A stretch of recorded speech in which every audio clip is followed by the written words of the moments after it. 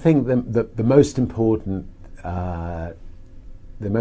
thing about running a company is to remember all the time what a company is. A company is simply a group of people, and as a leader of people, you have to be a great listener, you have to be a great motivator, you have to be very good at praising and looking for the best in people. People are no different from flowers. If you water flowers, they flourish. If you praise people, they flourish, and that's a critical attribute of a leader. The key to motivating people is to look for the best in people, to lavish praise on people, not to criticize people, and to treat people like you would a flower. So a flower needs watering, and then it will flourish.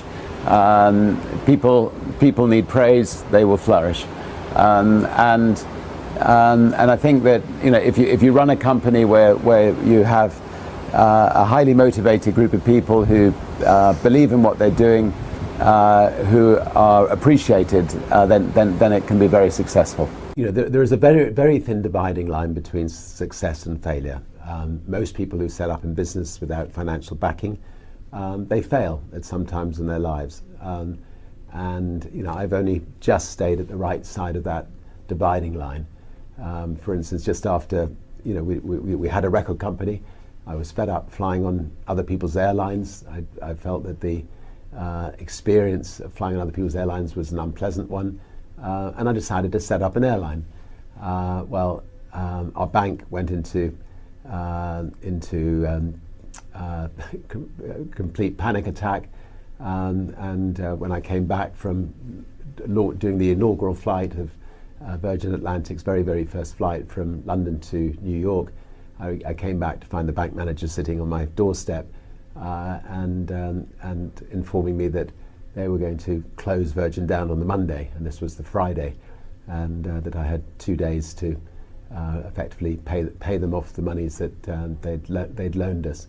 And I remember pushing the bank manager out of my house, telling him he wasn't welcome, which is a dangerous thing to do to your bank manager, and then spending the weekend ringing around the world to all of the distributors of our music, asking if they could give us a temporary loan to get us through the following week, which they were good enough to do.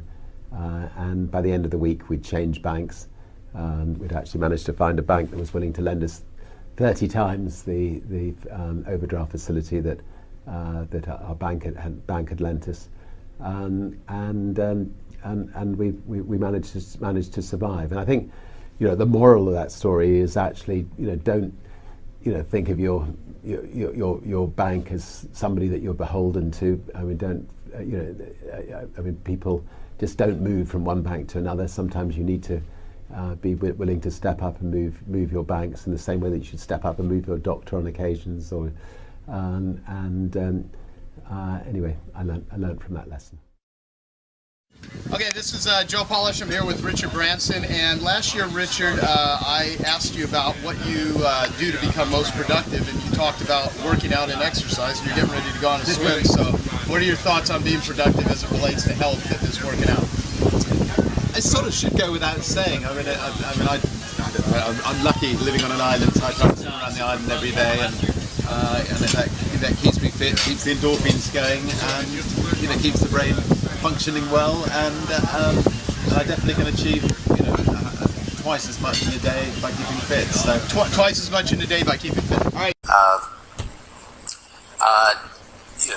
Think about what frustrates you about the way other people do things, and see whether you could do it better than other people are doing it. And that's the only real reason to start a business, is if you can actually improve other people's lives. The conventional wisdom of most business schools is, specialize in the area you know best. Do not, go out of that area and spend your life, just tackling one particular area of business. So, by evolving as a company, we've survived, and in a sense, by breaking what the conventional wisdom was, we've survived. But I think it's just, and I also think it's important to realize that you don't have to be able to fly a plane or change the nuts and bolts on the engine to go into the airline business. You don't have to be an expert at the airline business. What you have to be good at is good with people. You have to be very good at finding wonderful people to run your companies. And I think early on I realized that if I could run one company well, I could run any company.